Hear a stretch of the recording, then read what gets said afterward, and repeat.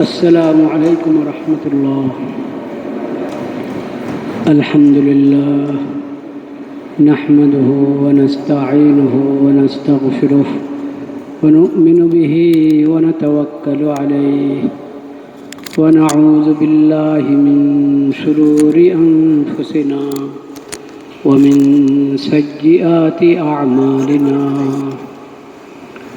من يهده الله فلا مضل له ومن يضلل فلا هادي له، وأشهد أن لا إله إلا الله وحده لا شريك له، وأشهد أن محمدا عبده ورسوله. اللهم صل على سيدنا مولانا محمد النبي الأمي وعلى آله وصحبه وسلم تسليما. أما بعد، فأعوذ بالله من الشيطان الرجيم. بسم الله الرحمن الرحيم. وما أرسلناك إلا رحمة للعالمين. صدق الله مولانا العظيم وصدق رسوله النبي الكريم، ونحن على ذلك من الشاهدين والشاكرين، والحمد لله رب العالمين. আল্লাহ রব্বুল আলমিনের শুকর আদায় করছি। আল্লাহ তাআলা আমাদেরকে মুসলিম বানিয়েছেন, আলহামদুলিল্লাহ। আলহামদুলিল্লাহ আলা নি'মাতিল ইসলাম। আল্লাহ রব্বুল আলমিনের শুকর আদায় করছি, আল্লাহ তাআলা আমাদেরকে আখিরি নবী, সর্বশেষ নবী, শ্রেষ্ঠ নবী এবং বিশ্ব নবী হযরত মুহাম্মদ মুস্তাফা সাল্লাল্লাহু আলাইহি ওয়াসাল্লামের উম্মত বানিয়েছেন, আলহামদুলিল্লাহ। কোরআন কারীমের একটি আয়াত তেলাওয়াত করেছি, ওয়ামা আরসালনাকা ইল্লা রাহমাতাল লিল আলামিন। আল্লাহ রাব্বুল আলামিন বলেন তার নবীকে হযরত মুহাম্মদ মুস্তাফা সাল্লাল্লাহু আলাইহি ওয়াসাল্লামকে বলেন, ওয়ামা আরসালনাকা ইল্লা রাহমাতাল লিল আলামিন। আমি তো আপনাকে একমাত্র রহমত স্বরূপ পাঠিয়েছি সকল বিশ্ববাসীর জন্য। শুধু মানুষের জন্য তা বলা নেই, শুধু এই পৃথিবীর জন্য তাও না, লিল আলামিন, সকল সৃষ্টির জন্য, সকল বিশ্ববাসীর জন্য নবী করিম সাল্লাল্লাহু আলাইহি ওয়াসাল্লাম রহমত, সবার জন্য রহমত। মানুষের জন্য রহমত, সব শ্রেণীর মানুষের জন্য রহমত, দিন জাতির জন্য রহমত, ফেরেশতাদের জন্য রহমত, জমিনের জন্য রহমত, আকাশের জন্য রহমত, আসমানের জন্য রহমত, যত প্রাণী সবার জন্য রহমত। যত জিনিসকে আমরা মনে করি যে এটার মধ্যে কোনো রূহ নাই, কোনো বুঝবুদ্ধি নাই, ওই সব কিছুর জন্য নবী করিম সাল্লাল্লাহু আলাইহি ওয়াসাল্লাম সকলের জন্য রহমত। আমাদের রব হলেন আরহামুর রাহিমিন, আমাদের নবী হলেন রাহমাতুল লিল আলামিন। আমাদের রব আরহামুর রাহিমিন আর আমাদের নবী রাহমাতুল লিল আলামিন। এই নবীকে আল্লাহ রাব্বুল আলামিন যে হেদায়েতের কিতাব দান করেছেন কোরআন কারীম, এই কোরআন হলো রহমতের কিতাব, এই কোরআন হলো রহমতের কিতাব। এই নবীকে আল্লাহ যে শরীয়ত দিয়ে পাঠিয়েছেন, এই শরীয়ত হলো রহমতের শরীয়ত, সব জায়গায় রহমত। নবী করিম সাল্লাল্লাহু আলাইহি সাল্লাম কার জন্য কিভাবে রহমত, সকলের জন্য কিভাবে রহমত, সব কিছুর জন্য কিভাবে রহমত, এটা দীর্ঘ আলোচনার দাবি রাখে। একটু ভাবলেই বোঝা যাবে, একটু ভাবলেই বোঝা যাবে। মানুষের জন্য রহমত, সকল শ্রেণীর মানুষের জন্য রহমত। মুমিনের জন্য তো, মুসলিমের জন্য তো রহমত বটেই, এটা তো সবাই বুঝে। অমুসলিমদের জন্য নবীজি রহমত, বলেন সুবহানাল্লাহ।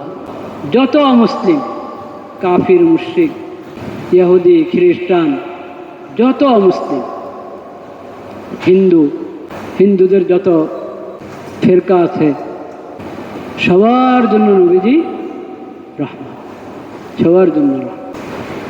নবীজি সত্তাগতভাবেই রহমত, নবীজির শিক্ষা রহমত, নবীজির সুন্নত রহমত, নবীজির হাদিস রহমত সাল্লাল্লাহু আলাইহি ওয়াসাল্লাম। তার অস্তিত্বেই রহমত, তার অস্তিত্বেই রহমত, তার সিরত রহমত, তার অস্তিত্ব রহমত। আল্লাহ রাব্বুল আলামিন কি বলেছেন? ওমা কান আল্লাহু মুআযিবাহুম ওয়া আনতা ফীহিম। পড়েন তো আয়াতটা পুরা পড়েন। ওমা কান আল্লাহু, মানে কাফির মুশরিকরা যখন হঠকারিতা করতে করতে এই কথা পর্যন্ত বলে বসেছে, আমরা যে পথে আছি এটা যদি কুফরের রাস্তা হয়, জাহান্নামের রাস্তা হয়, তাহলে আমাদের উপরে শাস্তি আসে না কেন? আমাদের উপর শাস্তি আসে না কেন? তারা তাদের সমস্ত কুফর শিরিক বেঈমানি নিয়েও নিজেদেরকে বলে যে আমরা সঠিক রাস্তায় আছি। যদি আমাদের রাস্তা সঠিক না হলে তো আমাদের উপরে শাস্তি আসে না কেন? আসমান থেকে শাস্তি আসবে। আল্লাহ তাআলা বলেন, আমার নবী তো তোমাদের মাঝে আছে, নবী থাকা অবস্থায় আমি আসমানে বলা দিয়ে সবাইকে শেষ করে দিব? এটা কিভাবে হয়?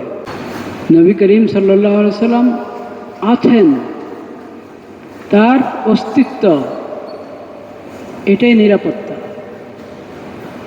সবার জন্য নিরাপত্তার সবচেয়ে বড় কারণ নবী করিম সাল্লাল্লাহু আলাইহি ওয়াসাল্লামের অস্তিত্ব। নবী সাল্লাল্লাহু আলাইহি ওয়াসাল্লাম চলে গেছেন, নবীর সাহাবীরা যতদিন আছেন, সাহাবীদের অস্তিত্ব, এটা নিরাপত্তার জন্য বড় কারণ। আমন, কারণ সাহাবায়ে কেরাম নবী করিম সাল্লাল্লাহু আলাইহি ওয়াসাল্লামের সিরত ধারণ করেছিলেন। নবী করিম সাল্লাল্লাহু আলাইহি ওয়াসাল্লামের প্রতিটি শিক্ষার মধ্যে কি আছে?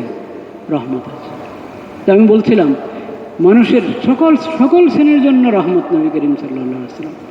নারীদের জন্য নবীজি রহমত, শিশুদের জন্য নবীজি রহমত, মানবতার জন্য নবীজি কি?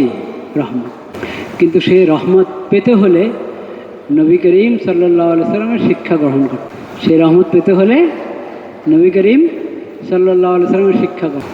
আমি বলেছি, হায়ওয়ানের জন্য, যে কোনো জীবজন্তু, পশু, যে কোনো প্রাণী, তাদের জন্য নবীজি কি? রহমত। নবীজির সিরত পড়ি আমরা, নবীজির হাদিসগুলো পাঠ করি, দেখা যাবে নবী করিম সাল্লাল্লাহু আলাইহি ওয়াসাল্লাম সমস্ত প্রাণীর হক বর্ণনা করেছেন। হক কি করেছেন? বর্ণনা করেছেন। এরাও আল্লাহর মাখলুক, এদেরকে কষ্ট দিও না। এবং একবারেই ব্যাপক নির্দেশনা দিয়ে দিয়েছেন, ব্যাপক নির্দেশনা দিয়ে দিয়েছেন।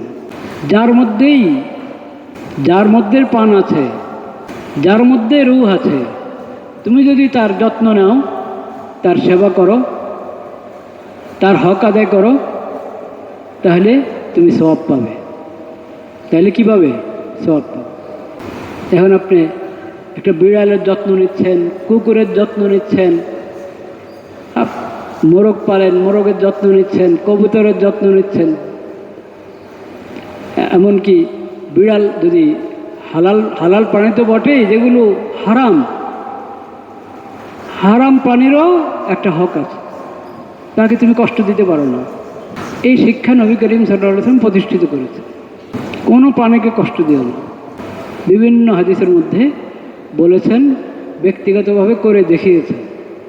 যে প্রাণীর যে কাজ না, যে জীবের, যে পশুর যে কাজ না, তাকে দিয়ে সে কাজ নেবে না। আর তার দ্বারা শুধু কাজই নেবে, তার খাবার, তার পানির ব্যবস্থা করবে না, এটা হতে পারে না। এইভাবে নবী করিম সাল্লাল্লাহু আলাইহি ওয়াসাল্লাম সকল মাখলুকের হক বর্ণনা করেছেন।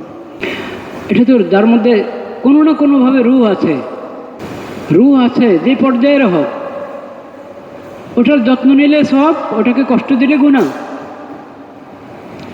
এই শিক্ষা প্রতিষ্ঠিত করেছেন নবী করিম সাল্লাল্লাহু আলাইহি ওয়াসাল্লাম। যেহেতু রূহ নাই, এমনি সাধারণ আসবাবপত্র, এই একটা টেবিল, দরজা, জানালা, মাটি, এই সব জিনিস যেটা রুহ তো নাই ওটার মধ্যে, আমরা ধারণা করি তাদের কোনো কি নাই, কোনো চেতনাই নাই তা ওইসব জিনিসের মধ্যে, কোনো ধরনের কোনো শউর, কোনো ধরনের হিস ওটার মধ্যে নাই, কোনো ধরনের অনুভব নাই। এই ধারণা ঠিক না। কোনো ধরনের অনুভব শক্তি নাই, এই ধারণা কি না, ঠিক না। প্রত্যেক জিনিসের মধ্যে, যেটার মধ্যে রূহ নাই, জান নাই, ওটার মধ্যে কি আছে, কোনো না কোনোভাবে অনুভব শক্তি আছে, যেটা আমরা কি করি না, জানি না। কোরআন কারিমে অনেক আয়াতে এই দিকে ইঙ্গিত আছে। ওয়াইম মিন শাইইন ইল্লা ইউসাব্বিহু বিহামদি। আল্লাহর জমিনে যা কিছু আছে, খালি জমিনে না, আল্লাহর যত মাখলুক সব কিছু আল্লাহর তাসবিহ পাঠ করে, সব কিছু। ইউসাব্বিহু লাহু মা ফিস সামাওয়াতি ওয়া মা ফিল আরদ। আসমানে জমিনে যা আছে সব কিছু আল্লাহর তাসবিহ পাঠ করে। অন্য আয়াতে আছে ওয়ালাকিন লা তাফকাহুনা তাসবিহাহুম, তোমরা তাদের তাসবিহ কি করো না, বুঝো না। অনুভূতি আছে সব জিনিসের মধ্যে। আসমান আল্লাহর সৃষ্টি, আসমান ব্যাপারে তো আর এটা না যে আসমান একটা প্রাণী না, এমনি আল্লাহর একটা সৃষ্টি। সেই আসমানের মধ্যে কি আছে, অনুভূতি আছে। চাঁদ সূর্য সব আল্লাহর সৃষ্টি, আল্লাহর হুকুমে নিয়ন্ত্রিত, সব আল্লাহর হুকুমে নিয়ন্ত্রিত। কিন্তু এই সব কিছুর মধ্যে আল্লাহ তাআলা একটা অনুভূতি সৃষ্টি করেছেন, যেটা আমরা জানি না, আমরা বুঝি না। সব কিছুর মধ্যে একটা অনুভূতি আছে। নবী করিম সাল্লাল্লাহু আলাইহি সাল্লাম এইসব বিষয়, যেমন হাইওয়ান সম্পর্কে বলেছেন, উদ্ভিদ সম্পর্কে, নাবাতাত,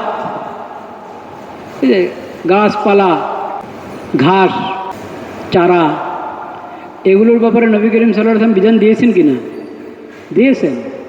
গাছের চারা রোপণ করতে যেমন বলেছেন, ওই চারার যত্ন নিতেও বলেছেন। আর না হাইওয়ান, না কোনো উদ্ভিদ, আর এমনি সাধারণ জিনিস, এই কার্পেট, এই একটা পাখা,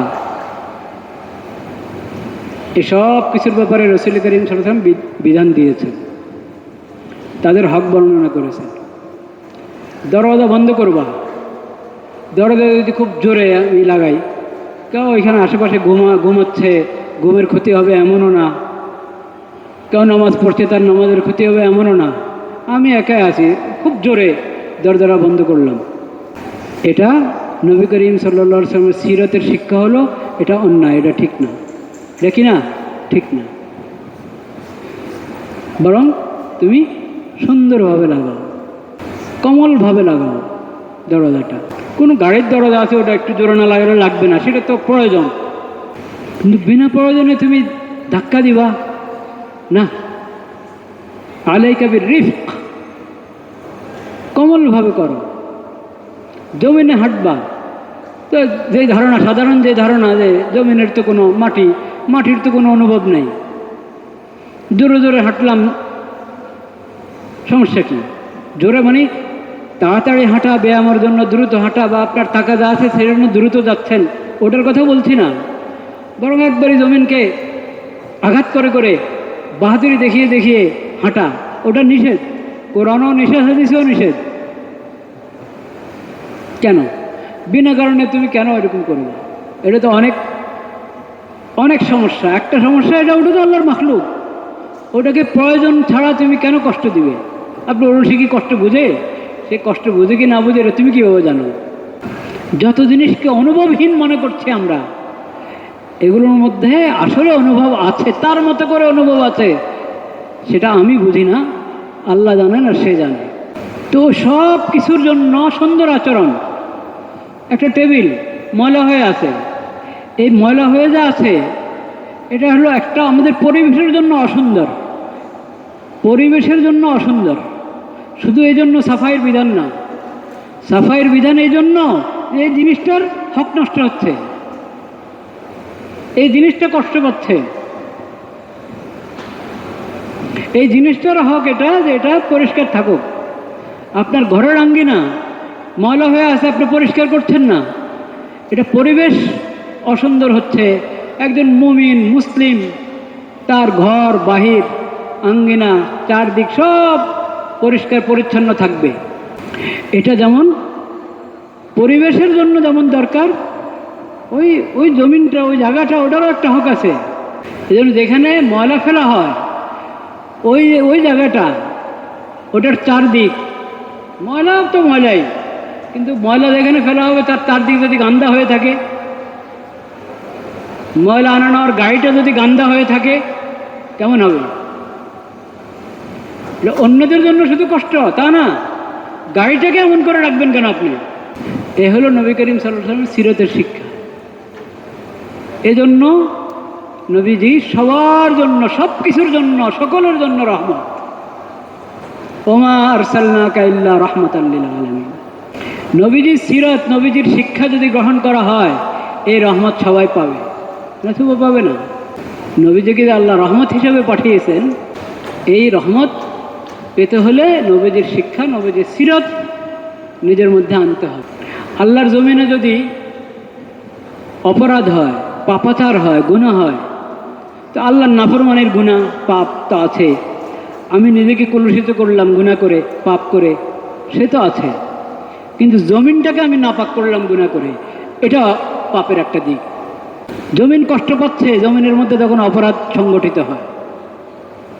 জহারাল ফাসাদু ফিল বাররি ওয়াল বাহরি বিমা কাসাবাত আইদিন নাস। জমিন কষ্ট পায় যখন জমিনে অপরাধ হয়, পাপাচার হয়। নবীজি জমিনের জন্য রহমত।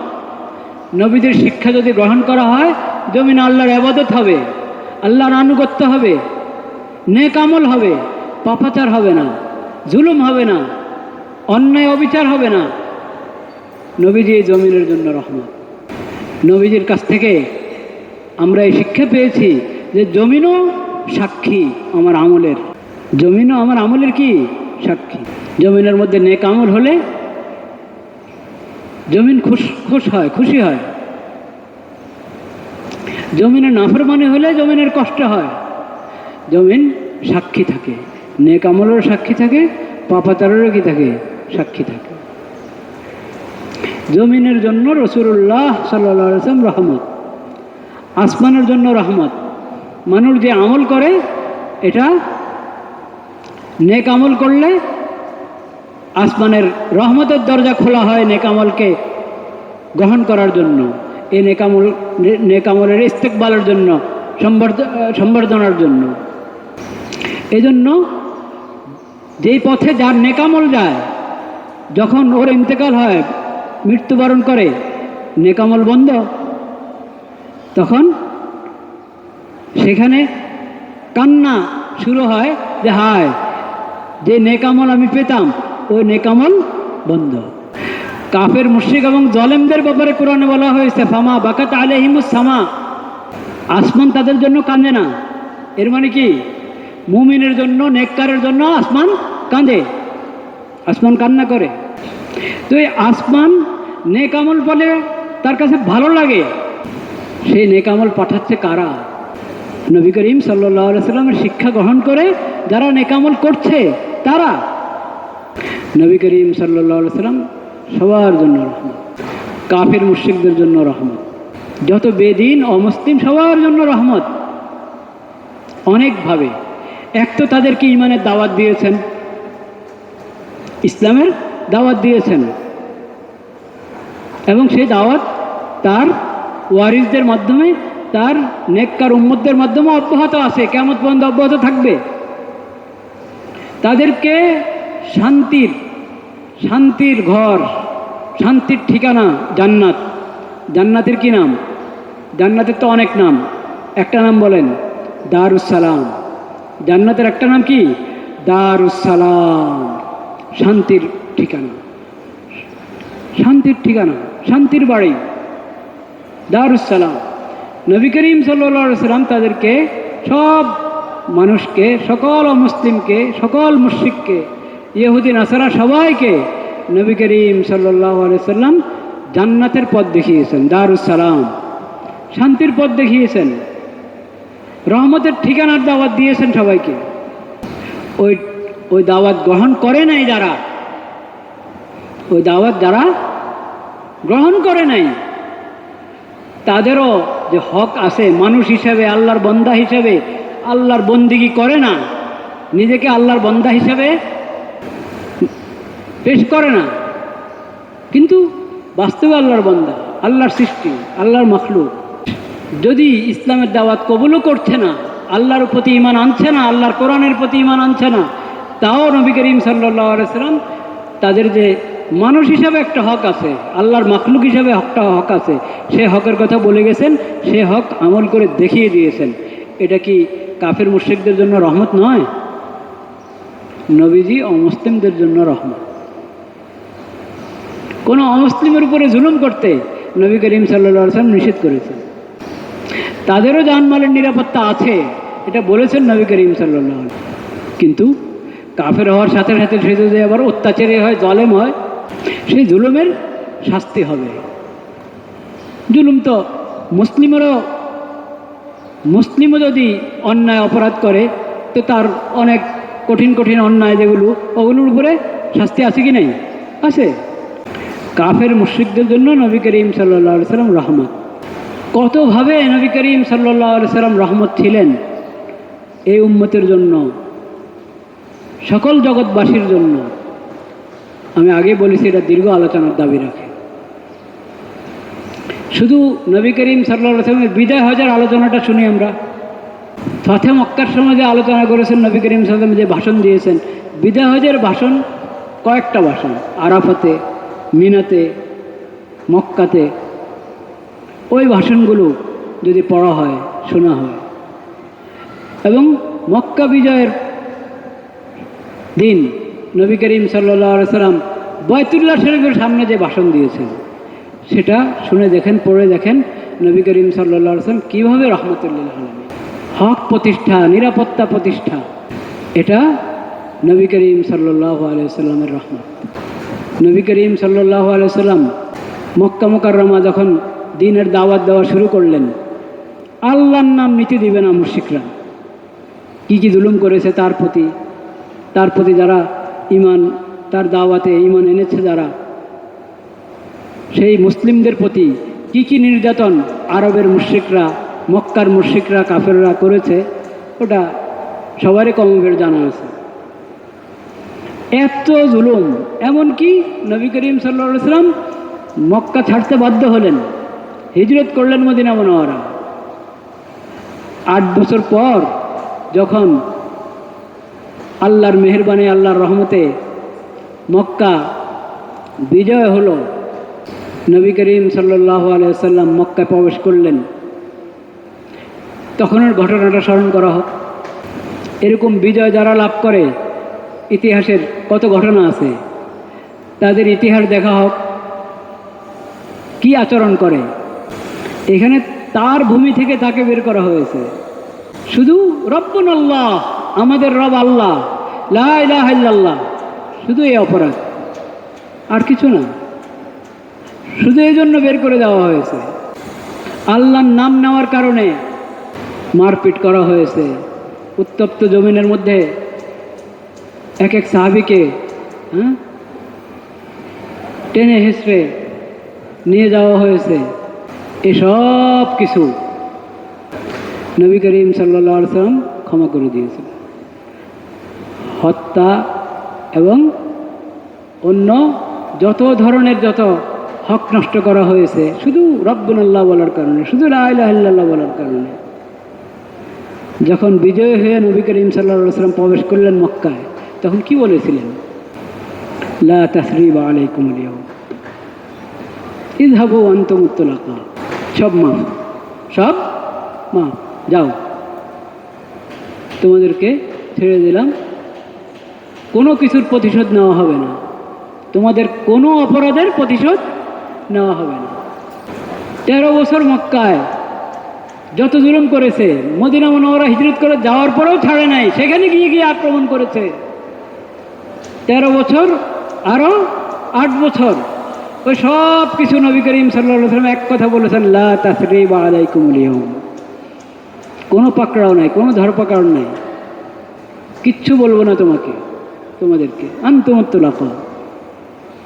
বলেছেন মান দাখালাল মসজিদে ফাহুয়া আমিন, মসজিদে হারামে যে ঢুকবে সে নিরাপদ।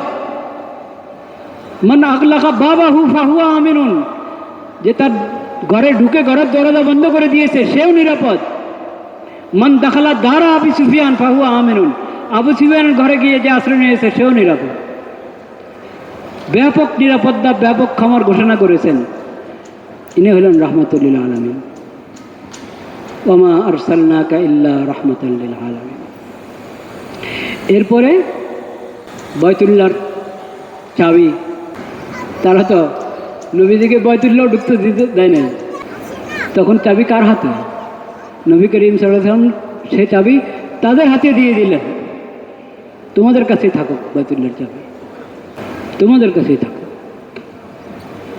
চাবি নিয়ে তাদের হাতে দিয়ে দিলেন বাইতুল্লাহর চাবি। এবং বাইতুল্লাহর সামনে যে ভাষণ দিয়েছেন সেখানে বলেছেন, দেখো তোমার তো সবার বাবা হলেন আদম, ও আদম মিন তুরাব, আদমকে সৃষ্টি করেছে মাটি দিয়ে, কাজে তোমরা লা ফাদলা লি আহমারা আলা আসওয়াদা ওয়ালা লি আরাবিন আলা আজম। আরব হওয়ার কারণে আরব নয়, নন আরব যারা, তাদের উপর তোমাদের কোনো প্রাধান্য নেই। তুমি সাদা চামড়ার, এজন্য কালা চামড়ার উপরে তোমার কোনো প্রাধান্য নেই, তোমরা তো সবাই আদম সন্তান। লা ফাদলা লি আরাবিয়্যিন আলা আজমিয়্যিন ওয়ালা লি আহমার আলা আসওয়াদ ইন্না আকরামাকুম ইনদাল্লাহি আতকাকুম। যার মধ্যে তাকওয়া যত বেশি, আল্লাহ ভীরুতা যার মধ্যে যত বেশি, সে তত আল্লাহর কাছে সম্মানিত। সম্মানের মানদণ্ড তাকওয়া, নেক আমল, ঈমান, আকীদা, গোষ্ঠী না, বংশ না, রং না, ভাষা না, সব ধরনের অন্যায় পক্ষপাতিত্ব নবী করিম সাল্লাল্লাহু আলাইহি ওয়াসাল্লাম হারাম করে দিয়েছে। এ আমার দলের, এজন্য এর খারাপ কথাও ভালো, এর অন্যায়টাও ভালো। এ আমার দলের, এ আমার বংশের, এ আমার রঙের, এ আমার ভাষার, এ আমার দেশের, এজন্য তার অন্যায়টাও কি ভালো।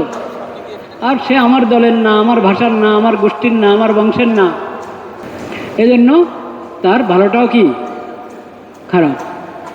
এটাকে বলে আসাবিয়ত, এটাকে বলে কি আসাবিয়ত, এটা হারাম, অন্যায় পক্ষপাতিত্ব। এই অন্যায় পক্ষপাতিত্বের কারণে তো যত ফিতনা, যত ফাসাদ, যত বিশৃঙ্খলা, যত অবিচার, অনাচার, অন্যায় পক্ষপাতিত্বের কারণে। অন্যায় পক্ষপাতিত্বকে এক কথায় নবী করিম সাল্লাল্লাহু আলাইহি ওয়াসাল্লাম হারাম ঘোষণা করে দিয়েছেন, এক কথায়।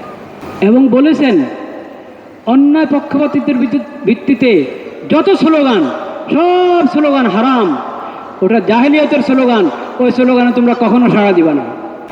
হ্যাঁ, যদি এরকম ঘটনা তো হইতেই পারে, কেউ কারো উপর একটু অত্যাচার করছে, জুলুম করছে, একটা থাপ্পড় দিল, গালি দিল, বাস আমার দলের লোককে কেন এরকম বলল, এই ধরনের খেপে গেল আর জোট জমাচ্ছে নিজের দলের লোকদেরকে।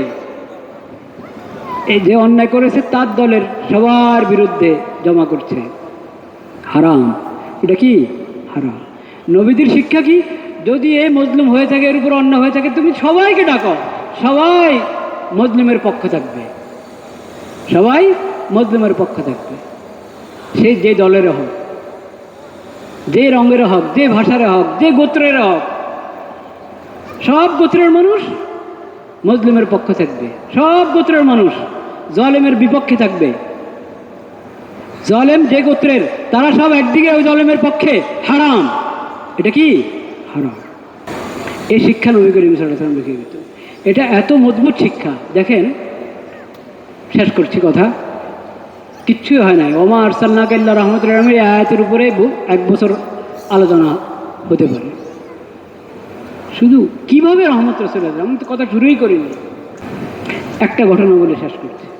নবী করিম সাল্লাল্লাহু আলাইহি সাল্লাম এর শিক্ষায় কি মজবুত ঈমানওয়ালা, আখলাকওয়ালা জামাত তৈরি হয়েছেন, সাহাবায়ে কেরামের জামাত।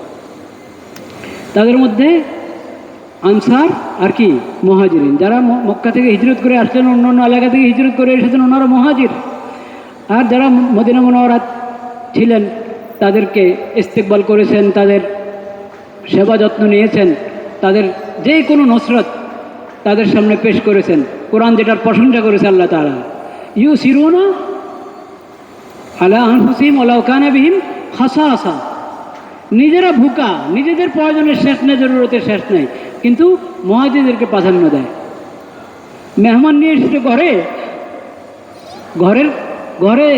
ঘরওয়ালাদের খাবার যা আছে ওদের ঘরওয়ালাদের জন্য যথেষ্ট না। হ্যাঁ, তো এখন মেজবান না খেলে মেহমান খাবে না, মেজবান খেলে মেহমানের হবে না।